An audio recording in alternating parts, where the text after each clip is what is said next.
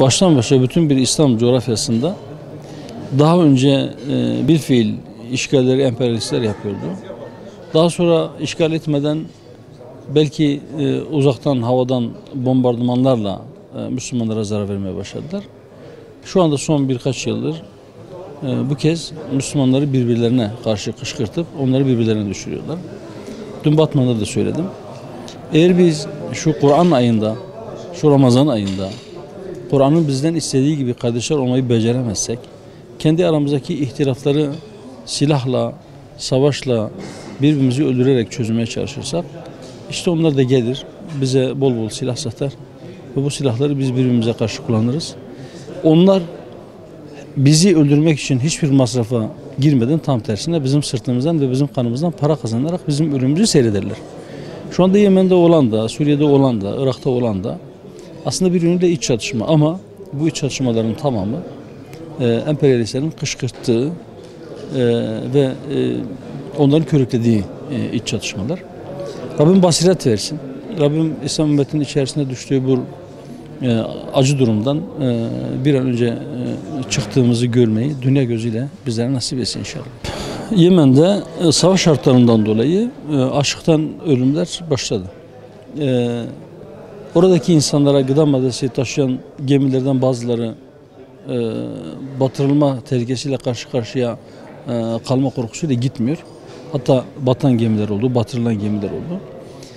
Ve ikmal yolları kapatılınca orada ciddi şekilde bir gıda sıkıntısı baş gösterdi ve bundan en hızlı şekilde de etkilenen çocuklar oluyor. Aynı şekilde iftardan önceki konuşmamda da belirttim. İlaçsızlıktan dolayı yine pek çok kişi tedavi edilebilir hastalıklar yüzünden ölmeye başladı. Temiz suya ulaşamadıkları için kolera salgınları baş göstermeye başladı. Bu savaşın hiçbir şekilde zaten savaşlar iyi değil, iç savaş kötüdür ama toplu bir şekilde çocukların, kadınların, hastaların, yaşlıların, zayıf insanların ölümüne sebebiyet verecek bir boyuta ulaşmışsa bir savaş artık bunu sürdürmenin izah edilebilir hiçbir tarafı kalmamıştır. Hiçbir bahane, hiçbir ülkenin ve hiçbir grubun siyasi çıkarı o çocukların ölümünü durdurmaktan daha önemli değildir diye düşünüyorum.